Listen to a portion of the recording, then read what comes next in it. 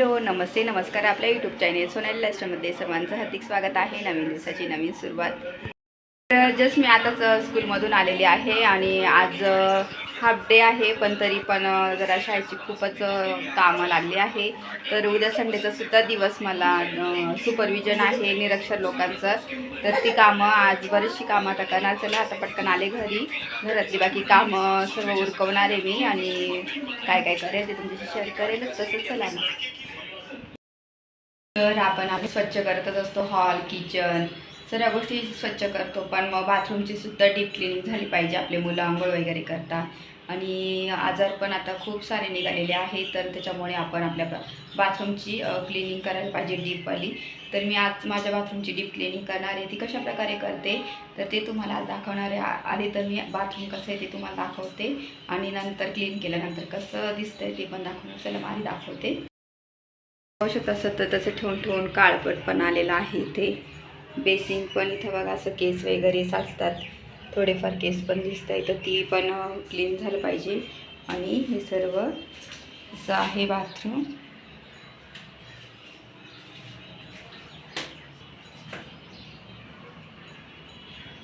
Bathroom clean करण्यासाठी वापरणार आहे हे 2 लिक्विड. आता हे संपलं, अजून आहे बॉटल, पण आता एवढं मला बस होईल. आणि एक हार्पिक.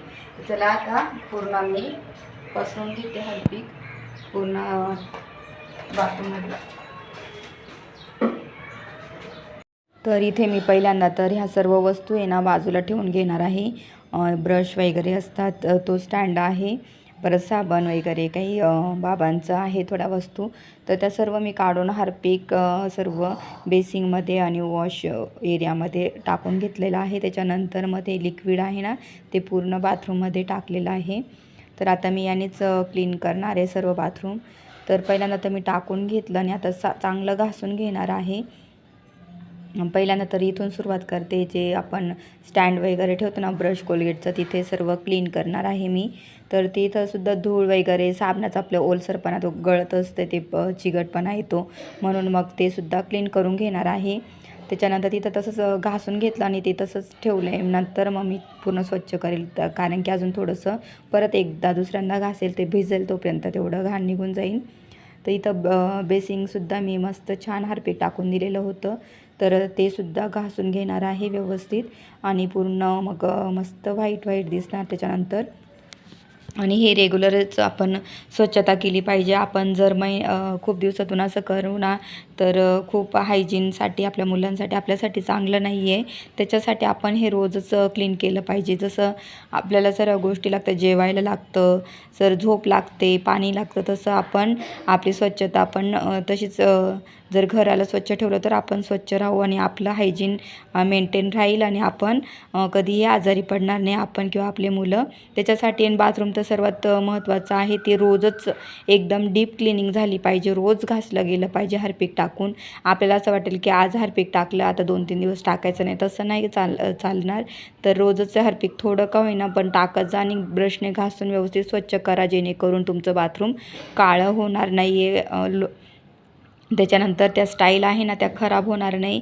अगदी रोजच्या रोज चकचकीत असं बाथरूम दिसेल तुमचं.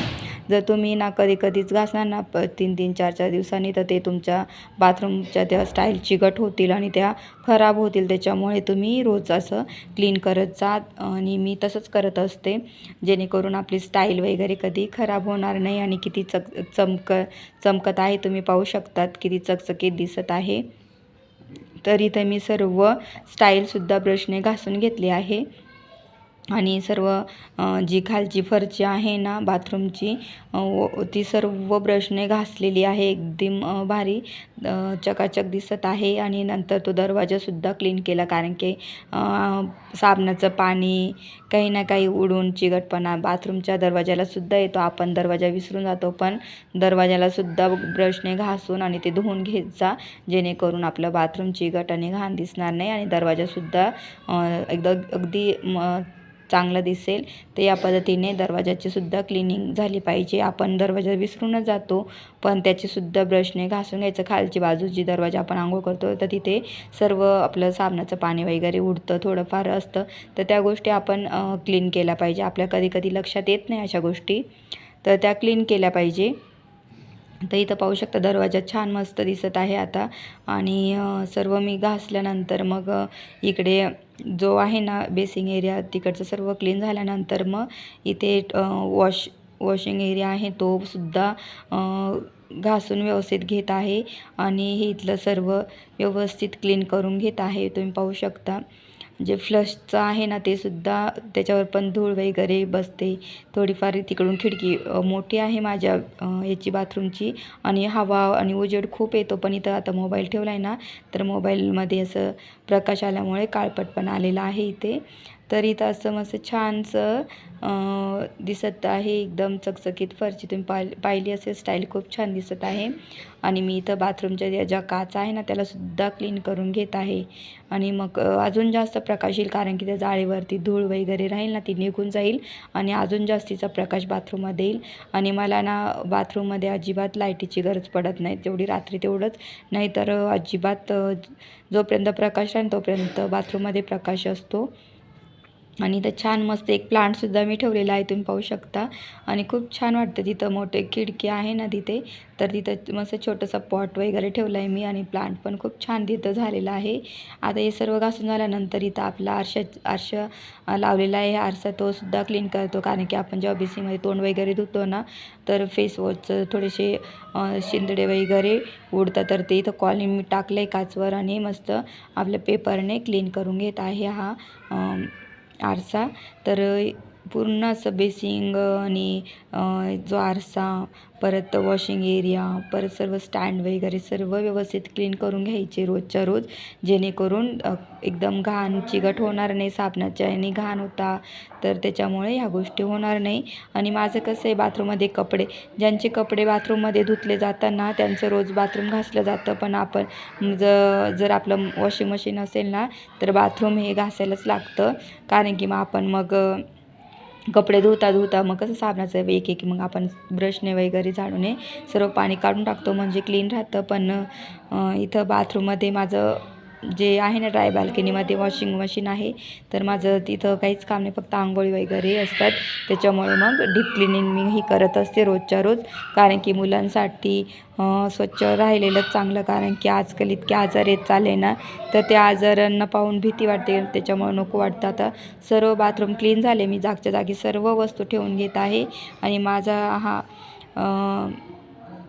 छोटासा प्रयत्न होता की मी माझ्या बाथरूमची कशी क्लिनिंग करते ती तुम्हाला नक्की आवडली असेल. त्याच्यानंतर इथं जे हर्पिक आहे ना बेसिंगचं जे पावडर ते सुद्धा क्लीन करते आणि गरम पाणी इथं ओतून घेत आहे. आणि अशी मी बाथरूमची क्लिनिंग करत असते. आणि माझा हा व्हिडिओ आवडला असेल त्यावेळेस जास्तीत जास्त लाईक करा, शेअर करा, सबस्क्राईब करा.